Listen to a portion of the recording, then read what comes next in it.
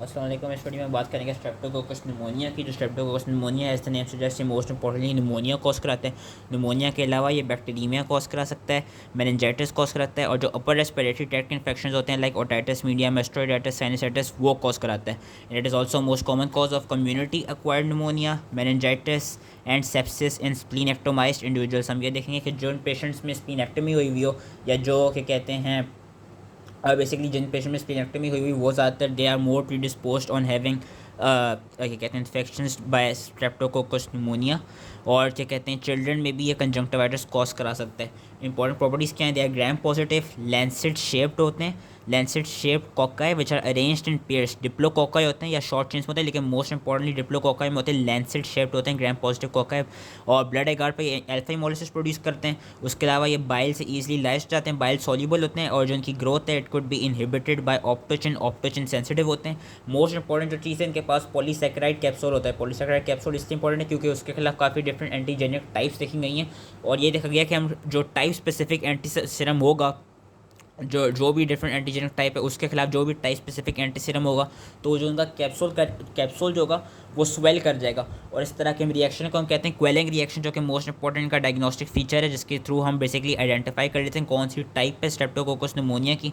क्योंकि वो जो capsule is also the one of the most important virulence factor, क्योंकि जो हमारी जो बॉडी होती है, हमारी बॉडी में जो एंटीबॉडीज़ बनती हैं वो इसी कैप्सूल के खिलाफ ही बनती हैं, और फिर इसी कैप्सूल के खिलाफ एंटीबॉडीज़ बन के ऑप्सोनाइज करती हैं, और जिसकी वजह से इसकी फिर फेगोसाइटोसिस हो जाती है।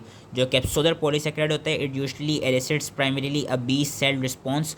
और एक और चीज़ जो कि इनके सेल वॉल में देखी गई है, इनके सेल वॉल में एक सी सब्सटेंस होता है या सी पॉलीसैकेराइड होते हैं। वो सी सब्सटेंस इनके लिए इंपॉर्टेंट नहीं है, लेकिन हमारे लिए इंपॉर्टेंट इस सेंस में कि जो सी सब्सटेंस होता है बेसिकली हमारी सी रिएक्टिव प्रोटीन के साथ रिएक्ट करता है। तो जब भी किसी पेशेंट को स्ट्रेप्टोकोकस निमोनिया की वजह से कोई इन्फेक्शन होगा, तो उसके जो सी रिएक्टिव प्रोटीन्स होंगी वो हमको एलिवेटेड मिलेंगी, और C reactive proteins would be reacting by the C substance.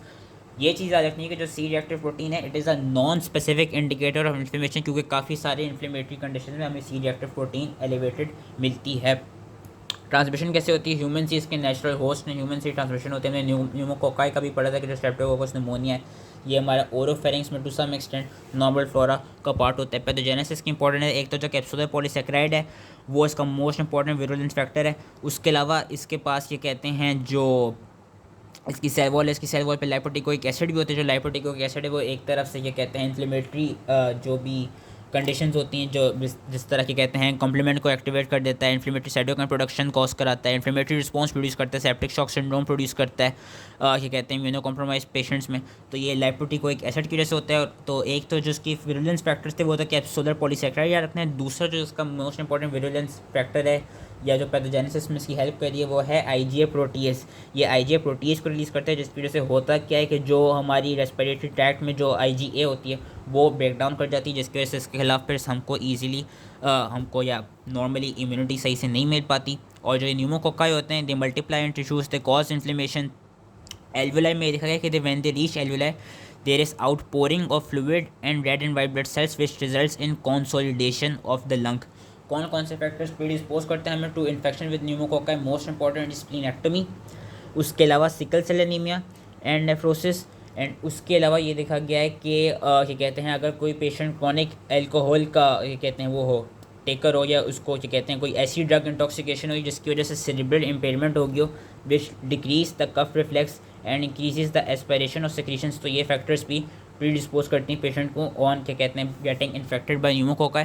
उसके अलावा abnormality of respiratory tract, example viral infections या पूलिंग ऑफ म्यूकस या ब्रोंकियल ऑब्स्ट्रक्शन या respiratory tract injury caused by irritation any irritants, ये सारी चीज़ें प्रीडिस्पोज करती हैं। लेकिन जो मोस्ट इंपॉर्टेंट फैक्टर याद रखना है वो ये रखना है स्प्लीनेक्टोमी और सिकल सेल एनीमिया, जिसकी वजह से पेशेंट्स को स्ट्रेप्टोकोकस निमोनिया की वजह से इन्फेक्शन कॉज हो जाता है।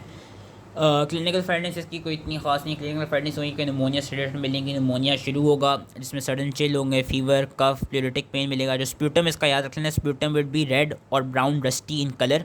उसके अलावा वही जो हमको अपर रेस्पिरेटरी ट्रैक्ट की जो इन्फेक्शंस मिल रहे थे, otitis media, sinusitis, mastoiditis, conjunctivitis, purulent bronchitis, pericarditis, bacterial meningitis, sepsis, ये सारी चीज़ें क्लिनिकल फाइंडिंग्स में मिलेंगी। लैब डायग्नोसिस की क्या इंपॉर्टेंट है? लैब डायग्नोसिस ये है कि जो स्प्यूटम होगा स्प्यूटम में हमको जो स्ट्रेप्टोकोकस निमोनिया मिलेंगे they would be seen as lancet shape gram positive diplococci in gram transmits.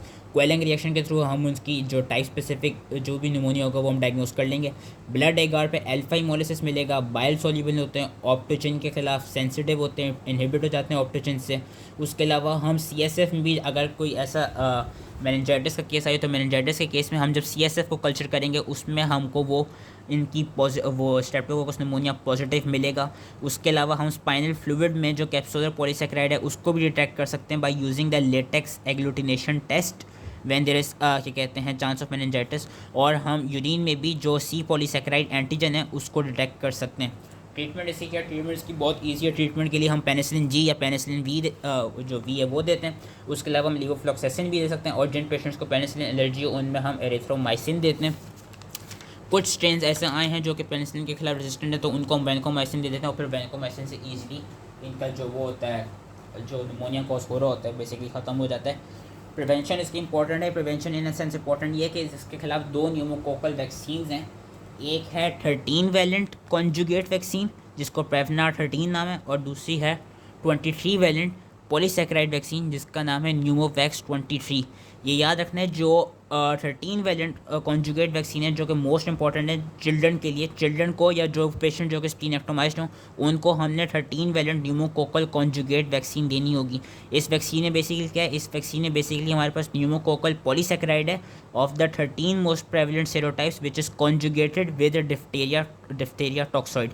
Where as जो अनकॉन्जुगेटेड वैक्सीन जो कि 23 वैलेंट पॉलीसैकेराइड न्यूमोकोकल वैक्सीन है वो हम यूजली हेल्दी इंडिविजुअल्स को और वो ओल्डर इंडिविजुअल्स को which are 65 years and above उनको हम ये वाली देते हैं। तो जो 2 वैक्सीन थी ये इनकी प्रिवेंशन के लिए याद रखनी थी। प्रेवनार 13 का याद रखना है कि बच्चों में और स्प्लीनेक्टोमाइज्ड इंडिविजुअल्स को, वेयर जो न्यूमोवैक्स 23 है वो हम ओल्डर इंडिविजुअल्स को और हेल्दी इंडिविजुअल्स को देंगे। और प्रेवनार 13 का याद रखना है कि it is conjugated to diphtheria toxoid, where जो अनकॉन्जुगेटेड वाली है उसमें सिर्फ पॉलीसैकेराइड कैप्सूल होता है। So that was all related to Streptococcus pneumonia. I hope you easily समझ में आ गया हो, and thank you.